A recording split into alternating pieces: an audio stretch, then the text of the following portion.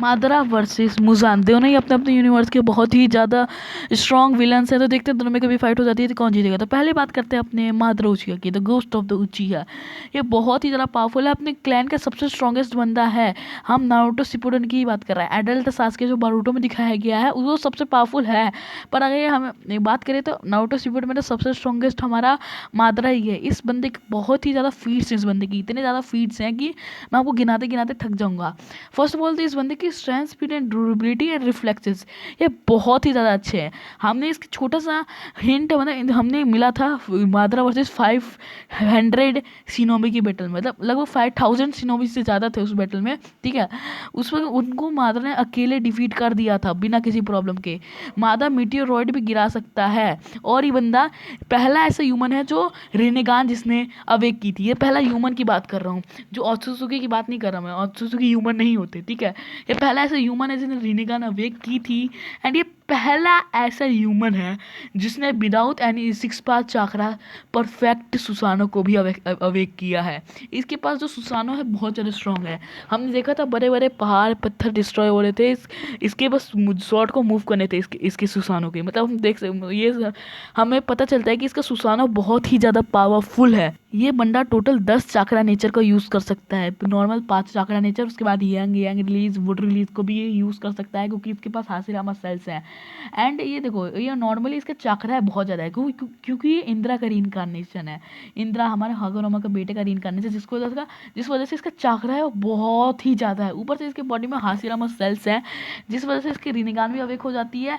And इसकी जो इसके अंदर जो चाकरा है वो बहुत ही ज़्यादा बढ़ जाता है, बहुत ही ज़्यादा इसके अंदर चाकरा हो जाता है, जिसकी वजह से ये थकता ही नहीं है कभी किसी बैटल में, क्योंकि इसके अंदर बहुत ज़्यादा चाकरा है।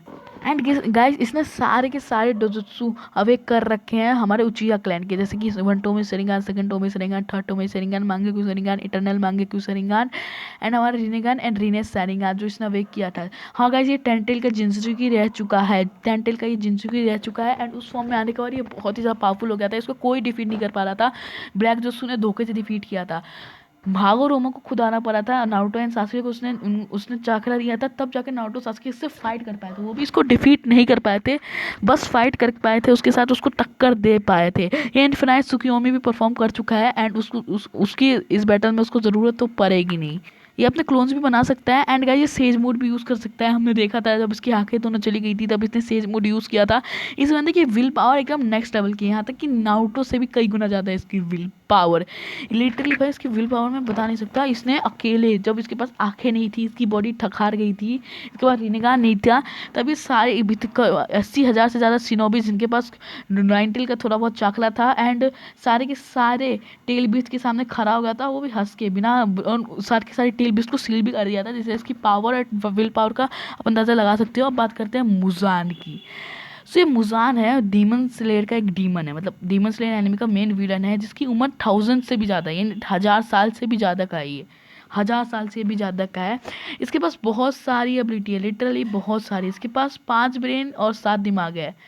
सॉरी मैं क्या बोल रहा हूँ, मैं किसी लिटरली फक मैं इसके पास 5 ब्रेन और 7 दिल है। अब ये नहीं पता कि 7 ब्रेन है या 5 दिल है, बस कंफ्यूज होता हूँ भाई, इन दोनों में से कोई है 5 या 7, ठीक है।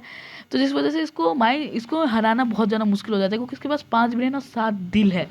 ये बहुत ज़्यादा पावरफुल है, यहाँ तक कि किसी को भी डीमन में कन्वर्ट कर सकता है। इसकी मेन पावर है कि ये भाई रीजनरेशन, इसको तुम कहीं भी काटो, मतलब कहीं भी काटो ना तो लिटरली ये वापस से रीजनरेट कर जाएगा बिना किसी प्रॉब्लम के। बस इसकी एक वीकनेस है कि सनलाइट में सर्वाइव नहीं कर सकता, जैसे इसके ऊपर सनलाइट पड़ेगी ये मर जाएगा। उसके भी कुछ सोल्यूशन है, बट वो नहीं मिल पाया इसे। एंड ये गाइस ये किसी भी शेप, ये अपने शेप चेंज कर सकता है। हमने देखा था कि कभी वुमन में बदल जा रहा था, कभी किड में, मतलब ये हम देख सकते हैं अपना शेप भी चेंज कर सकता है। एंड ये इतना ज़्यादा पावरफुल है कि अकाज़ो को इसने बहुत दूरी पे था अकाज़ा इससे, इसने कुछ ही देर में अकाज़ो को अधमरा सा कर दिया था। वही अकाज़ा जिनको रेन गोकू, हमारे तांजीरो एंड इनोस्के एंड जेनत्सु साथ में मिल के भी उसको रोक नहीं कर पाए थे। उस अकाज़ो को उसने बहुत ही ईजिली, बस बहुत दूरी पे करा था, तब उसने कुछ देर के अंदर नॉकआउट कर दिया था, एकदम बुरा हाल कर दिया था उसका। दोनों की मतलब समझ लो भाई कि हालत ख़राब हो गई थी उसकी। इस बंदे ने योरिची से लड़ा है, एंड हाँ योरिची ने इसका बहुत गंदा हाल कर दिया था, इतना गंदा हाल कर दिया था कि ये बंदा लिटरली उससे अभी भी खौफ है योरोची का इसके मन में। सोचो भाई योरोची इस लेवल का बंदा है कि अभी भी खौफ है। एंड गाइस ये किसी को भी डीमन बना सकते हैं, मैंने जैसे बताया, और इसके बनाए हुए डीमन भी बहुत ही ज़्यादा पावरफुल होते हैं और इसकी खुद एक ट्रू फॉर्म भी है, मतलब ये इसके पास एक अपना ट्रू फॉर्म है जिसमें ये और भी ज़्यादा पावरफुल हो जाता है और भी ज़्यादा डिस्ट्रक्टिबल हो जाता है। इसको योरोची के सिवाय कोई भी इसको नहीं हरा सकता। एंड भाई हमें तो दिखाया ही गया, मतलब इसकी पावर का लिटरली समझ लो इसे कोई नहीं हरा सकता, इसको योरोची के सिवाय कोई भी नहीं हरा सकता। अभी जो मांगा में हुआ था उसमें सारे के सारे हासिरा डीमन स्लेयर सब मिलके इसको हरा नहीं पाए थे, इसको हरा नहीं पाए थे। ध्यान से सुनना, उन्होंने बस रोका था। वो सनलाइट की वजह से मुजान हारा था, उस जो मरा था उस सनलाइट की वजह से मरा था। उन सारे के जितने भी हासिरा है एंड जितने भी डीमन स्लेयर है, जिसमें तांजीरो आंजीरो है, जो जिन्होंने सन ब्रीथिंग वगैरह सीख के फाइट की थी, तब भी वो उससे डिफीट नहीं कर पाए थे, वो सनलाइट की वजह से मरा था। एंड बात करें अब कंक्लूजन की, देखो मैं मानता हूँ कि मुजान बहुत ज़्यादा पावरफुल है, बहुत ज़्यादा डिस्ट्रक्टिबल है, बट करें बात करें माद्रा की ना, लिटरली भाई वो बहुत ही ज़्यादा पावरफुल है। उसके पास वुड रिलीज है एंड नॉर्मली भी वो बहुत ज़्यादा पावरफुल है। उसके पास उसका सुसानो है गाइस।